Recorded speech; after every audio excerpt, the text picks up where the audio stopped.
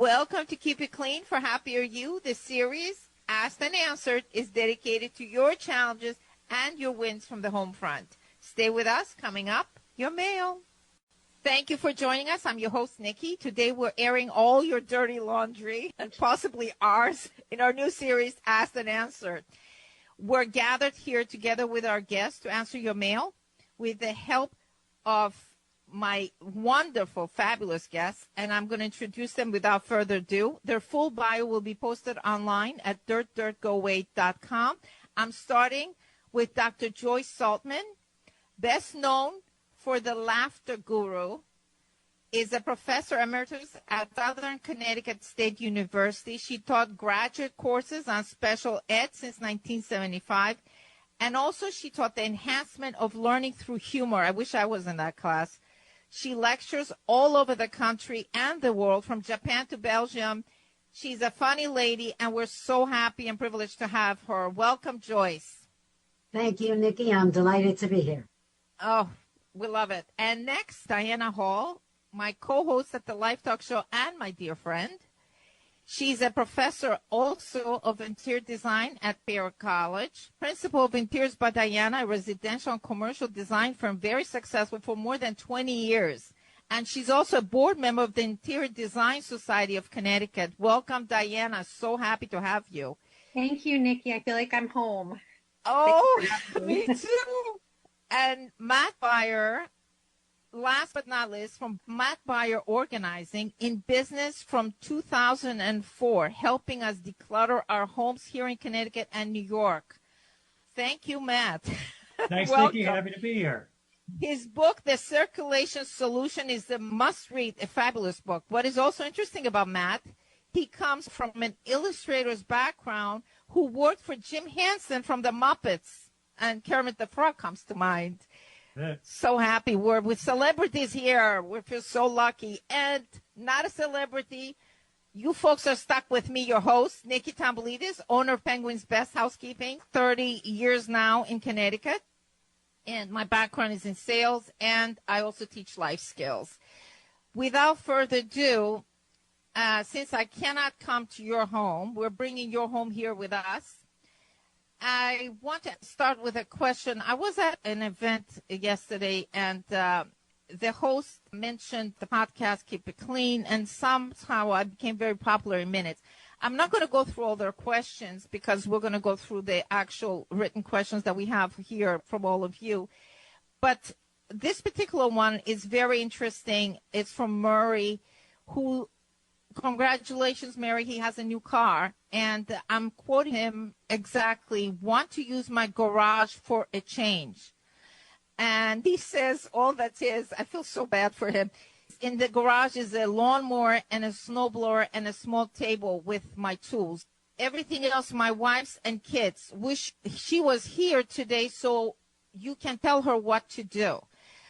This is more a question, I think, from Diana and Matt, because now I think they put tools vertically and they design stuff. But I don't think it's an easy solution if his wife was there for me to give her a straight answer. So I'm giving the floor to Diana to advise Maury about his garage that he wants to put his new car. Good luck with that, Maury. Congratulations on the new car. That's fantastic. So garages, I have to say, as an interior designer, that's probably one of the spaces that I haven't actually gone in and cleaned and organized and made pretty, for lack of a better term. But a garage, you know, when you're driving your new car or your car into the garage, that's your first entrance into the home. So you want it to feel clean and organized.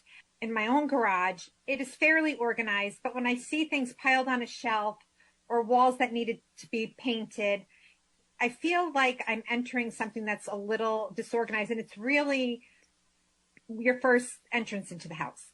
So I would say for you, Maury, that probably a nice fresh coat of paint to start out would be a huge change. If you have sheetrocked walls, you know, a lot of times walls are unfinished, but sheetrocked walls and painted, a fresh coat of paint is always a great way to start.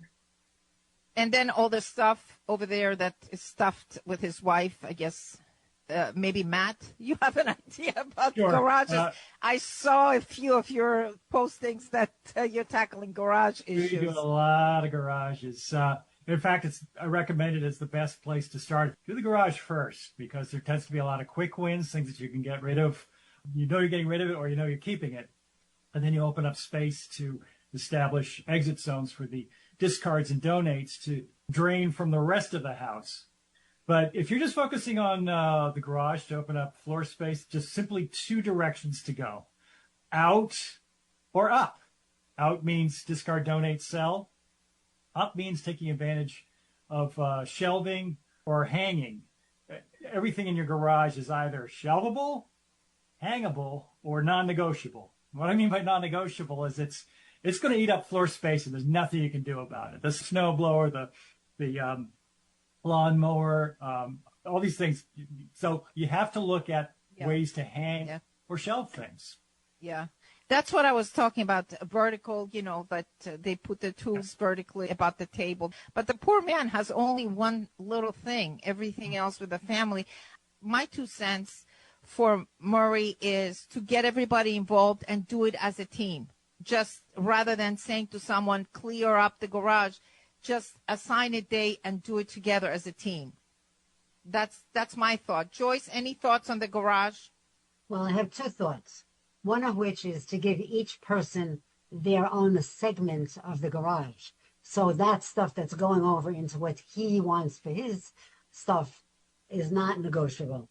But also, as a person who's got a garage and who drives into the garage, my garage walls covered with wonderful signs that people made for me, some artwork that people gave to me. You know when you get those really big happy birthday balloons or congratulations? Yes. I deflate them when they're finished, and I hang them up with push pins on the walls of the garage.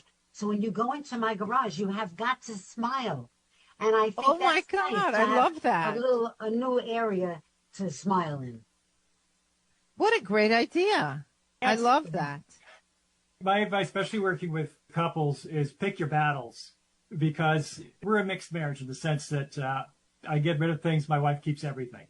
So what we've come up with is she can litter the refrigerator with tons of dog magnets and New Yorker cartoons. There's no white left, but I get to keep the dining room table clear for processing mail, eating, everything, laundry.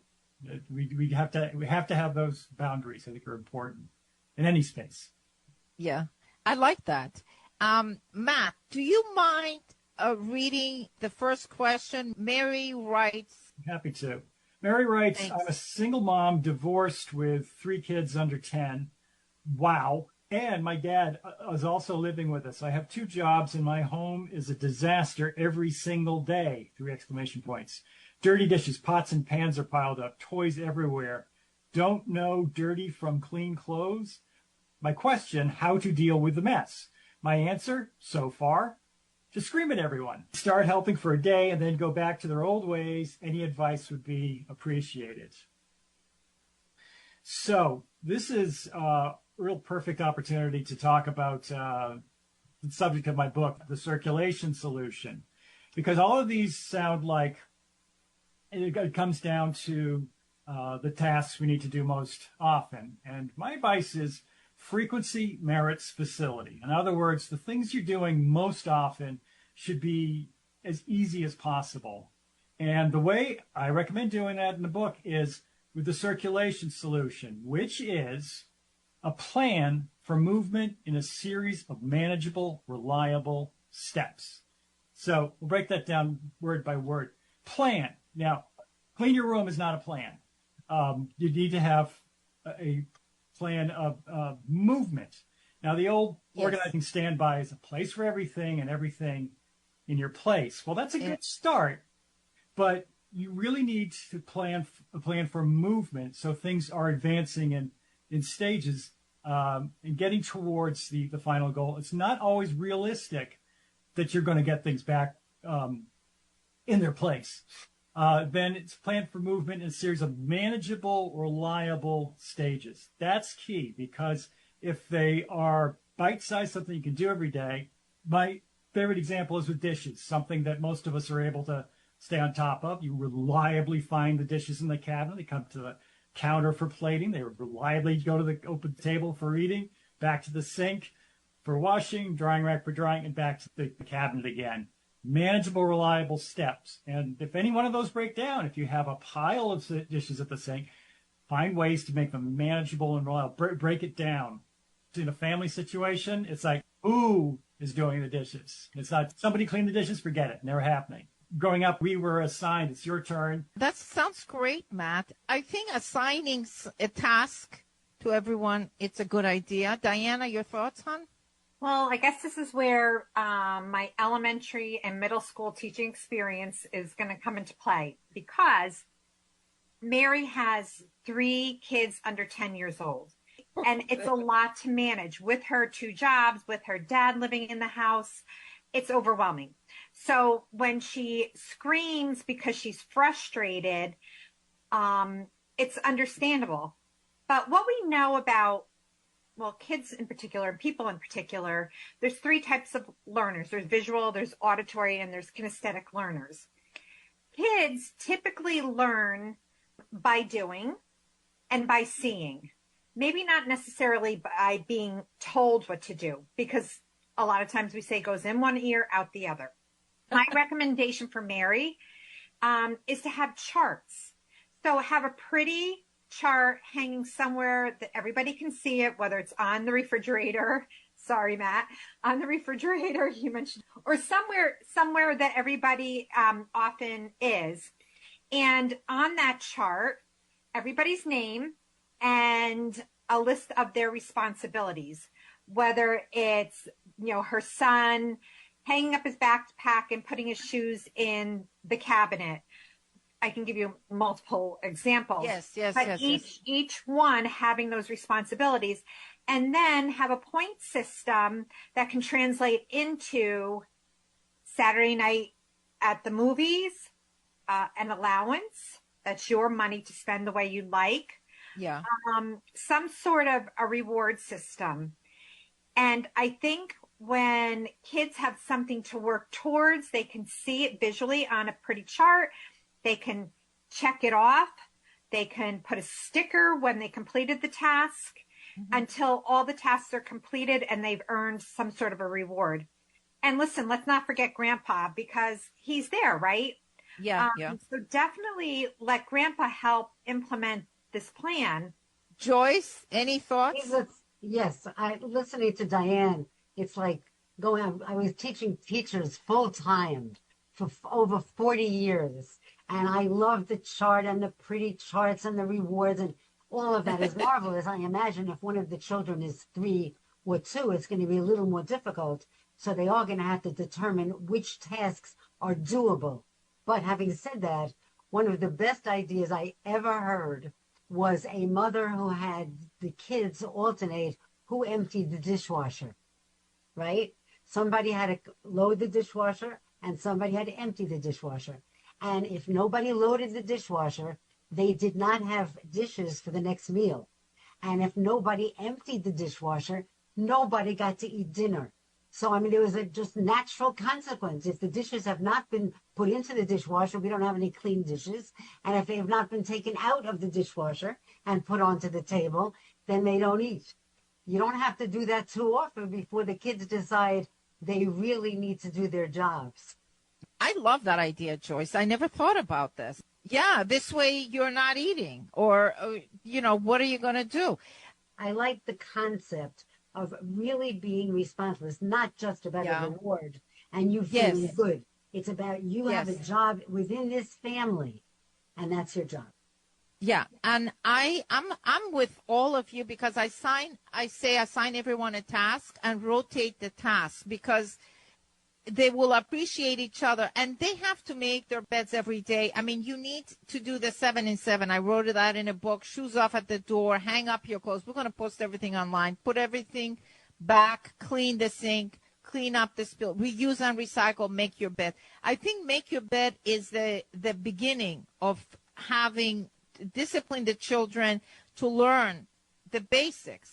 I agree with Joyce. I never thought about that.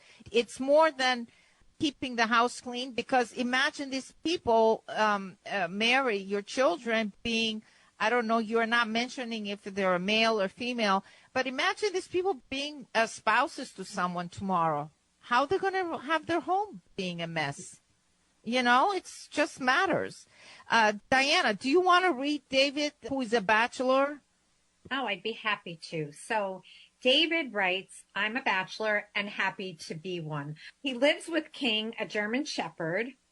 I'm very clean and organized, he said. Clean my apartment every week. Wow. My mother never showed me how to clean or the cleaner's mop and vacuum to buy. What is a good, safe cleaner? Everything's labeled green. How do I know which vacuum to buy?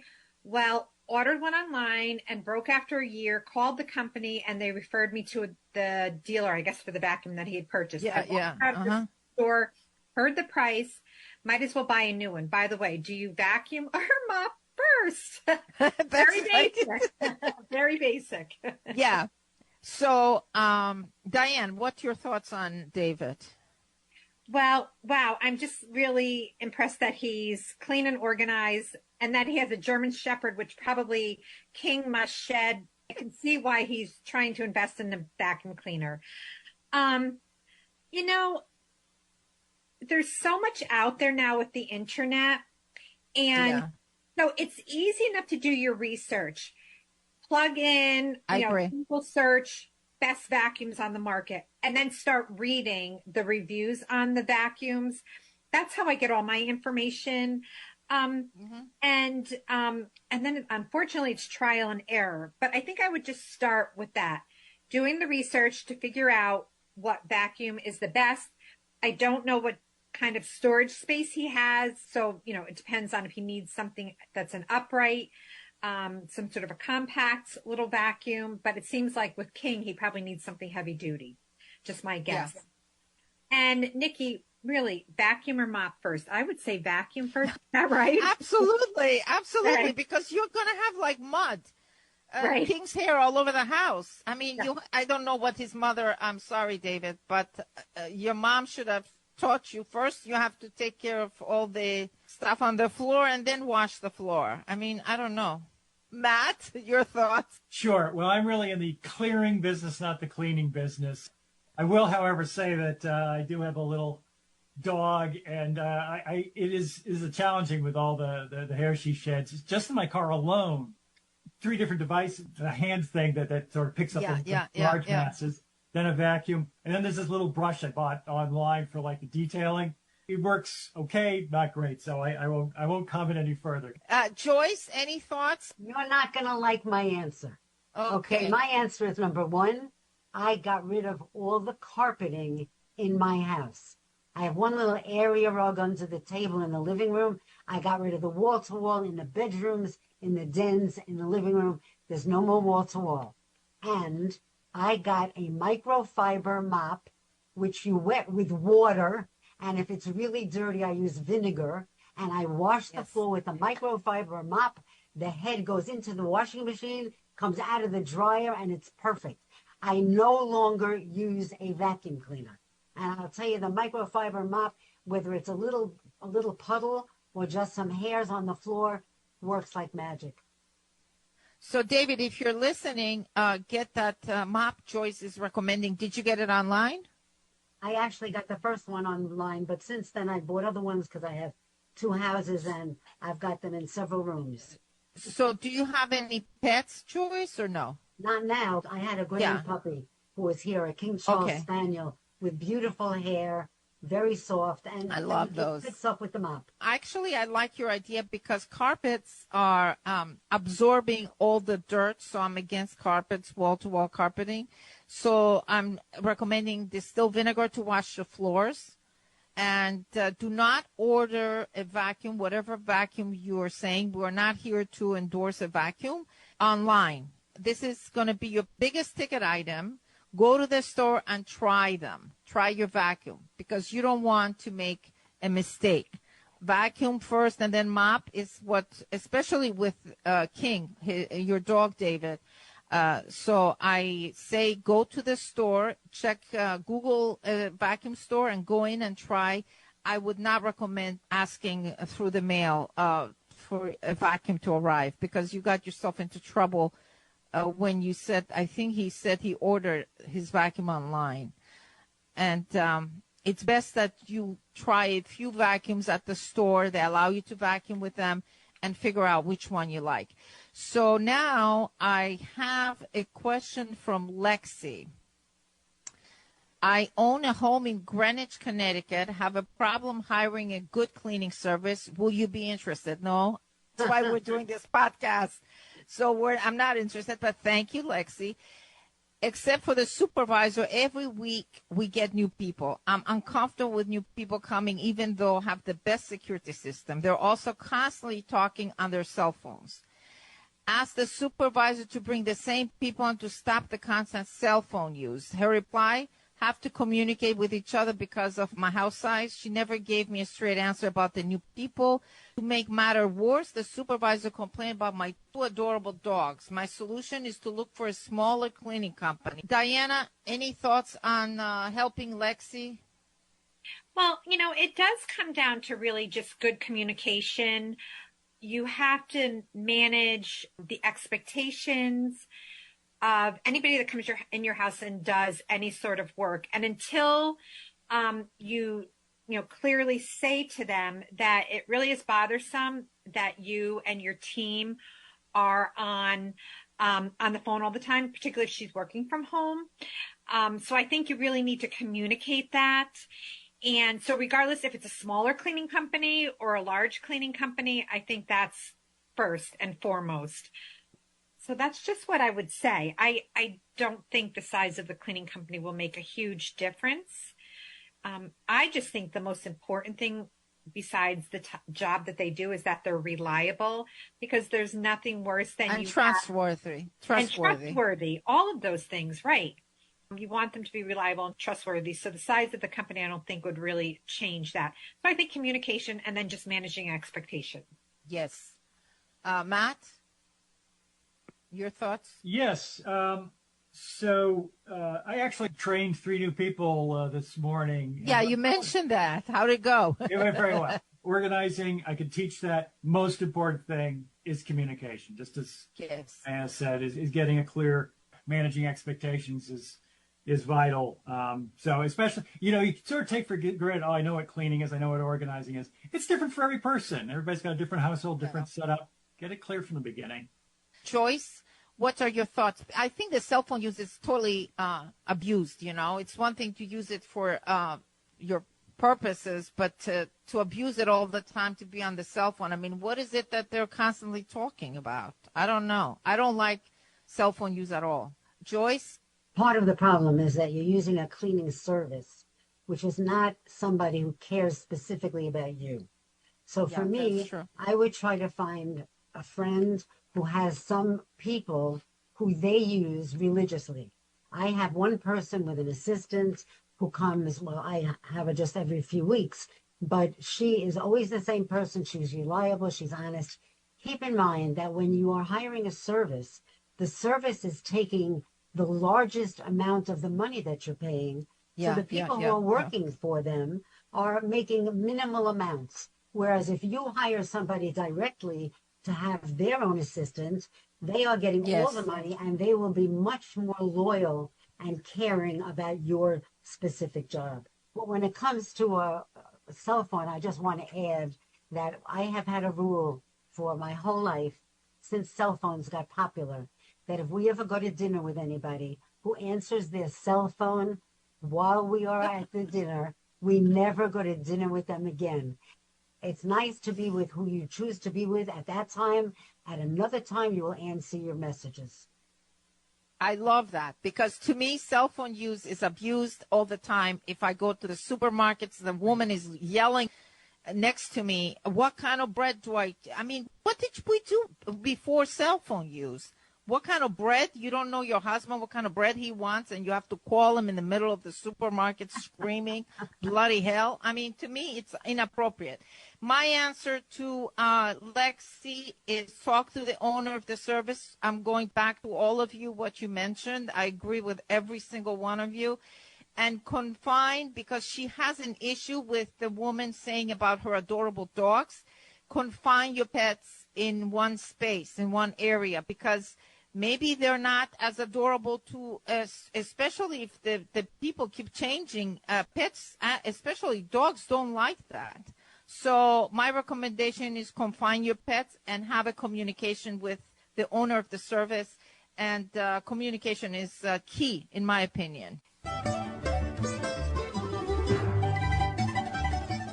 You've been listening to Keep It Clean at dirtdirtgoaway.com. We'd like to thank our sponsor, Gabriel Tax and Accounting, a family business for over 65 years, providing bookkeeping, income tax, and payroll services to businesses and individuals from Fairfield County and beyond. Check their website if interested, gabrieltax.com. You have an open invitation to write to us your challenges and wins from the home front using the contact form at dirtdirtgoaway.com. Bye for now. Till next time, keep it clean. You can listen or comment to Keep It Clean for a happier you anytime at dirtdirtgoaway.com or on radio1400.am and on all social media platforms.